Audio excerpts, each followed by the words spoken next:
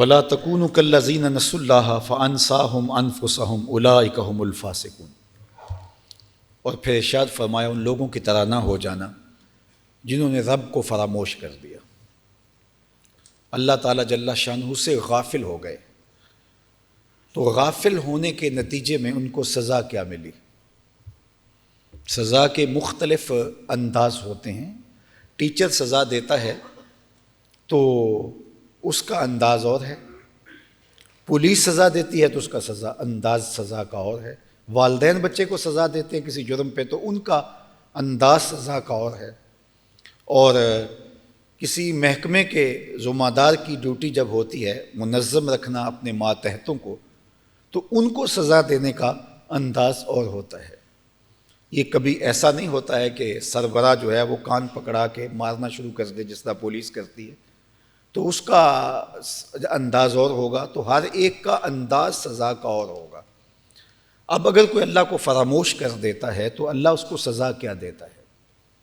رزق کے دروازے بند کر دیتا ہے؟ بالکل بند نہیں کرتا۔ آنکھوں سے بینائی اچک لیتا ہے؟ ایسا نہیں ہوتا۔ کیا وہ بولنے کی سکت ختم کر دیتا ہے؟ سورج کو منع کر دیتا ہے کہ اس کے آنگن میں روشنی نہیں ڈالنی، یہ میرا نافرمان ہے، مجھے فراموش کر چکا ہے؟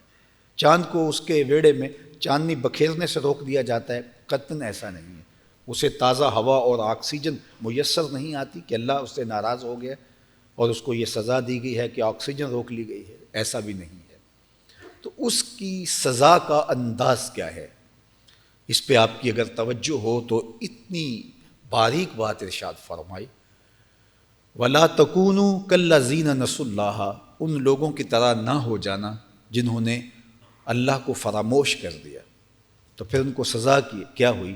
فَأَنسَاهُمْ أَنفُسَهُمْ، تو اللہ تعالیٰ نے انہیں ان کی ذاتوں سے فراموش کر دیا، وہ اپنی ذاتوں سے بے خبر ہو گئے۔ خدا فراموشی کا نتیجہ اور سزا کیا ملی؟ خود فراموشی۔ یہ کتنی بڑی سزا ہے، جو خود فراموش ہو جائے، جس کو اپنے نفع نقصان کا علم نہ رہے، جس کو یہ نہ پتہ رہے کہ میں خیر پہ ہوں یا شر پہ ہوں، بلکہ وہ شر کے راستے کو خیر ماننے لگ جائے، تو مجھے بتائیے اس سے بڑی اور سزا کیا ہو سکتی ہے؟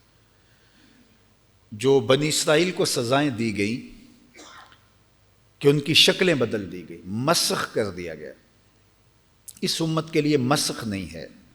وہ بندر بنا دیے گئے، خنزیر بنا دیے گئے، اور مختلف شکلوں میں متشکل کر کے ان کی انسانی شکلیں چھین لی گئیں، یہ ان کی سزا تھی۔ تو یہ ہے مسخ حقیقی۔ علماء نے لکھا اس امت میں مسخ حقیقی تو نہیں ہوگا، لیکن مسخ معنوی ہو سکتا ہے۔ مسخ معنوی کیا ہے؟ کہ کسی کو باندر تو نہ بنایا جائے لیکن اس کی عادتیں بندروں والی ہو جائیں، کسی کو خنزیر تو نہ بنایا جائے لیکن اس کی عادات، اس کے اندر بے حیائیاں خنزیر جیسی پیدا ہو جائیں، اس کو گدھا تو نہ بنایا جائے لیکن وہ مشقتی گدھے کی شکل کے اندر یوں جت جائے کہ وہ سویر سے شام تک اس مشقت کے اندر ہی بسر کرتا رہے۔ تو یہ ہے مسخ معنوی، اور وہ اس کو ترقی بھی سمجھ رہا ہو۔ جانور تو نہیں بنایا گیا لیکن وہ اپنا لباس اتار کے برہنہ ہونا اپنے لیے سمجھتا ہے کہ یہ میرا ماڈرنزم ہے، یہ میرا عروج ہے، ترقی پسندی ہے میری۔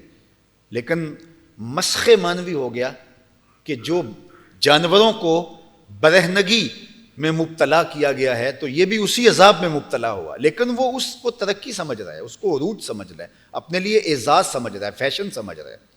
تو یہ اس کا مسخ معنوی ہو گیا۔ تو فرمایا ان لوگوں کی طرح نہ ہو جانا جنہوں نے خدا کو فراموش کر دیا۔ تو پھر ہم نے ان کو سزا کیا دی؟ سزا یہ دی کہ وہ خود فراموش ہو گئے، انہیں اپنے منصب کا خیال ہی نہ رہا، اپنی توقیر، اپنی عزت، اپنی تکریم، اس کا خیال ہی نہ رہا۔